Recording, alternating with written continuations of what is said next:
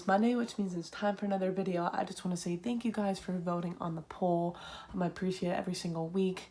The winner of the poll is one that surprisingly has been on the poll a bunch of times and never was close to winning. I feel like this is the common theme now with the movies on the poll. But the winner is The Phantom of the Opera from 1989. This is the Dwight Little directed movie. If you're not familiar with Dwight Little, he directed Howling 4 a year prior to doing this film. Obviously, this stars Robert Englund as the titular Phantom character. Jill Schoen is also in this, who is known for Stepfather, Cutting Class, Popcorn, just to name a few. This is the standard Phantom of the Opera story, just kind of more newer. I kind of like how it started off. You follow the Christine character. She, in the modern times, is trying out for a part in this opera, and something happens and a sandbag falls and almost hits her. She falls unconscious and basically relives her life back in the 19th century with the Phantom type character obsessed with her because she's a opera singer, and kills everybody that is that's the cat in the background, that's affecting her in a negative way. It's more gory than the original Phantom of the Opera. Pretty good stuff, like kills and stuff.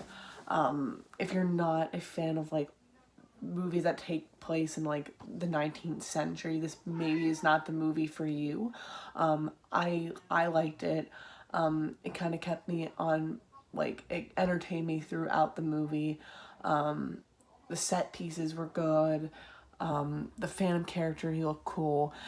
To me, like, even like here, it looked like Freddy in the movie at the end, because he's all burnt up and disfigured, and you think Freddy Krueger, Robert Englund, stuff like that. This movie did not do well. I looked it up on IMDb. This movie was a commercial failure.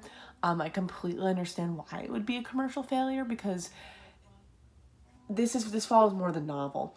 I'm not really familiar with the novel at all, but I can see why it could be a commercial failure, because everybody, when they think of Phantom of the Opera, they think of the original Lon Chaney classic, and that is the best Phantom of the Opera in my opinion. Obviously, there's the Broadway version, but I've not seen that yet.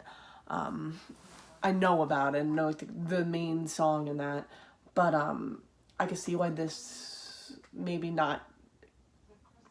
not do good back when it got released. There was a planned sequel for it, like Phantom Takes Manhattan or something, but ended up getting scrapped, probably because the movie did so poorly.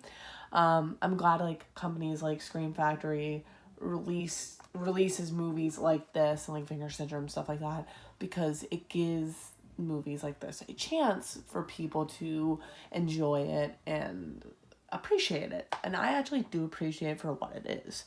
It's a modern-ish version of Phantom of the Opera, made in the 80s, more gory, stuff like that.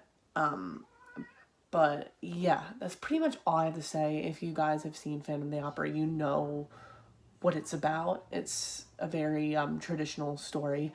Pretty much any horror fan knows about Phantom of the Opera. But yeah, I hope you guys enjoyed this review. Shortly after, I don't know why I was like freezing there. Shortly after this review gets posted, I will be putting more movies on the poll, so stay tuned for that. Also, check out Thursday's video if you have not yet. Me and Jason Coffin, aka the other director of Camp Stalker, did Camp Stalker props, so definitely check those out as well, or check that video out as well. There is a playlist on my channel for all things Camp Stalker, so definitely check that out. But I hope you guys enjoyed this review, and I will see you guys on Thursday.